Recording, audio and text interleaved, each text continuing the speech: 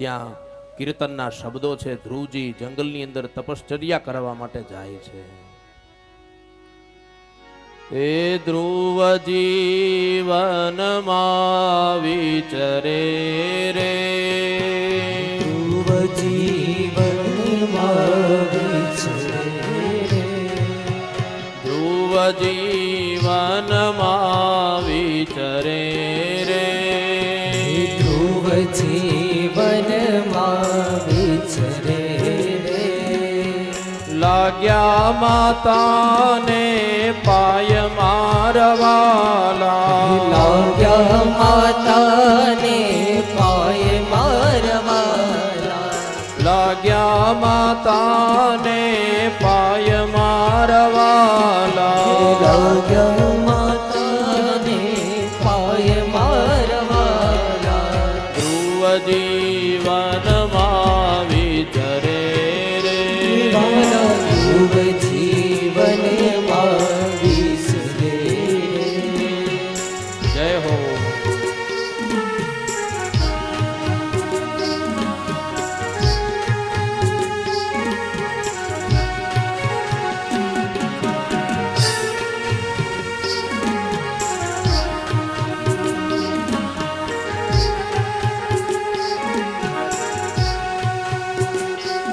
5 વર્ષનું બાળક ભગવાનની તપશ્ચર્યા કરવા માટે થઈ અને જંગલમાં પ્રસ્થાન કરે છે. માતાએ આશીર્વાદ આપ્યા, ગણપતિને પગે લાગ્યા અને ઈ બાળકને ગૌ માતા એટલે ગાય સામી મળે છે. ગાય સામી મળે એટલે શું થાય? સુકન થાય. ધ્રુવજીની શ્રદ્ધા વધી ગઈ કે ગાય માતા સામા મળ્યા, હવે મને મારો નાથ નારાયણ મળશે.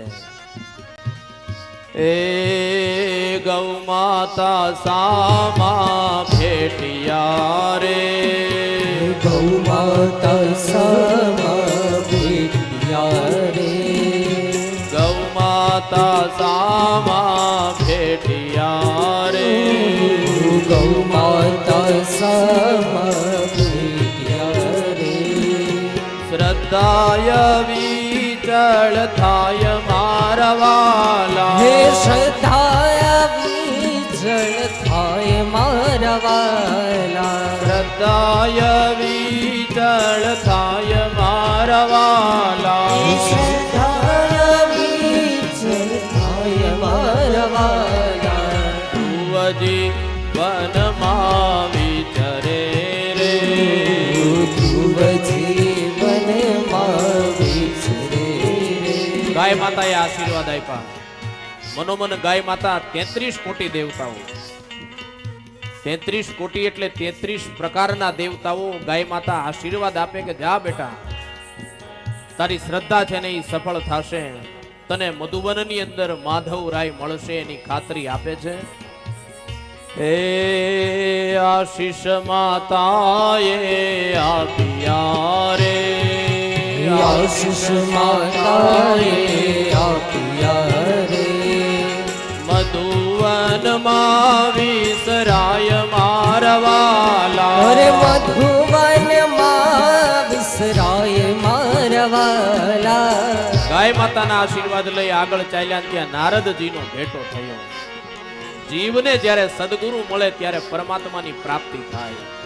નારદ જેવા સમર્થ સદગુરુ મળે એમાં કઈ ઘટે નહીં મારા વાલા. નારદજીએ વન દુઃખનું વર્ણન કર્યું કે હે દીકરા નારદ, બેટા ધ્રુવ 5 વર્ષની તારી ઉંમર, વન દુઃખનું વર્ણન ન થાય. સિંહ હોય, વાઘ હોય, વરુ હોય, તને ફાડી ખાશે, મારશે, ઢાલ ઘરે મૂકી જાઓ. નારદજી ચકાસે છે. ધ્રુવજીએ કીધું કે નહીં, મને મહામંત્ર આપો, હું તમને આજથી મનોમન મારા ગુરુ માનું છું. ને એ વખતે એ નારદજી સામા ભેટિયા રે, હાલો નારદજી સામા ભેટિયા રે, નારદજી સામા ભેટિયા રે, હાલો નારદજી સામા ભેટિયા રે. વન દુઃખ વર્ણન થાય મારવાલા, વર્ણન થાય સસરાય મારા વાલા વન દુઃખ વર્ણન થાય મારા વાલા અરે વન દુઃખ વર્ણન થાય મારા વાલા ધ્રુવ જીવનમાં વિતરે રે ધ્રુવ જીવનમાં વિસરે નારદ મુનિએ મહામંત્ર આપ્યો ઓમ નમો ભગવતે વાસુદેવાય મધુવનની અંદર જા ભગવાનનું તપ કર તારા ગુરુના આશીર્વાદ તારી સાથે છે તને ભગવાન હરિ પ્રાપ્ત થશે શ્રદ્ધા અવિચળ રાખજે બેટા અને ધ્રુવજી મધુવનની અંદર આવ્યા તપનો દિવ્ય પ્રારંભ કર્યો પેલા મહિને માત્ર ને માત્ર ફળ ફૂલ ખાઈ ભગવાનની તપશ્ચર્યા કરી ભગવાન ન મળ્યા બીજા મહિને માત્ર ને માત્ર